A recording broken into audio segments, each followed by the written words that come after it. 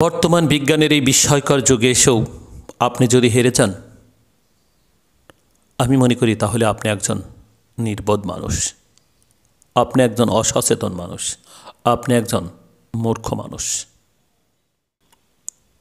আপনার হাতে যে ফোনটি আছে, এই ফোনের মাধ্যমে সারা পৃথিবী সম্পর্কে আপনি খোঁজ রাখতে পারেন। পৃথিবী থেকে গ্রহ পর্যন্ত আপনি জানতে পারেন। পৃথিবীর জন্ম থেকে আজ পর্যন্ত তথ্য আপনি জানতে পারেন।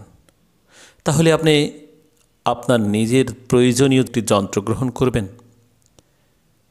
সেইটা যদি বুঝে নিতে ব্যর্থ হন, তাহলে আমি মনে করি আপনি নিহাতি নির্বোধ মানুষ। যে মানুষটা আপনাকে ঠকিয়ে দিচ্ছে, সেও প্রযুক্তি ব্যবহার করে আপনার তার পর্যন্ত মেসেজ দিচ্ছে। আপনার হাতে যে যন্ত্রটি আছে বা যে ফোনটি আছে, এর মাধ্যমে আপনিও আপনারটা বুঝে নেওয়ার সক্ষমতা রাখেন। আপনি যদি আমার মতো কারোর মিষ্টি কথার ফুলঝুরিতে হেরে যান, তাহলে অবশ্যই আমি মনে করি বুঝতে কোথাও ভুল হচ্ছে, আপনার জ্ঞানের পরিধি কোথাও একটু কম আছে।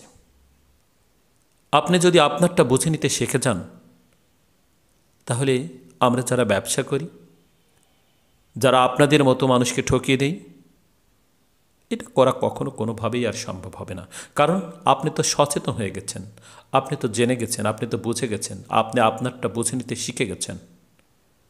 একটা প্রবাদ আছে, নিজের বুদ্ধিতে যদি ফকির হই, অন্যের বুদ্ধিতে রাজা হওয়া ঠিক নয়। কারণ অন্যের বুদ্ধিতে কেউ রাজা হতে পারে না।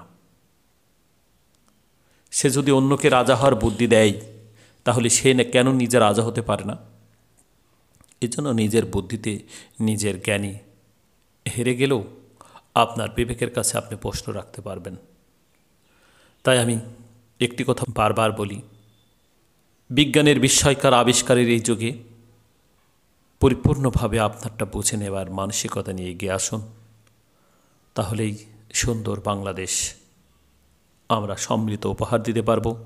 আপনি ভালো থাকলে, আপনার মতো আরও সবাই যদি ভালো থাকে, তাহলেই সুখী সমৃদ্ধ বাংলাদেশ গড়া সম্ভব হবে। আসুন আজ থেকে আমরা সচেতন হই, নিজেরটা নিজে বুঝে নিতে শিখি। আপনার থেকেই শুরু হোক আপনার এলাকার উন্নয়ন, আপনার মহল্লার পরিবর্তন। আপনার মাধ্যমেই এদেশের মানুষ জাগ্রত হোক, নতুন বাংলাদেশের স্বপ্ন সবার মধ্যে ছড়িয়ে পড়ুক। ধন্যবাদ সবাইকে। আসসালামু আলাইকুম রহমতুল্লাহ।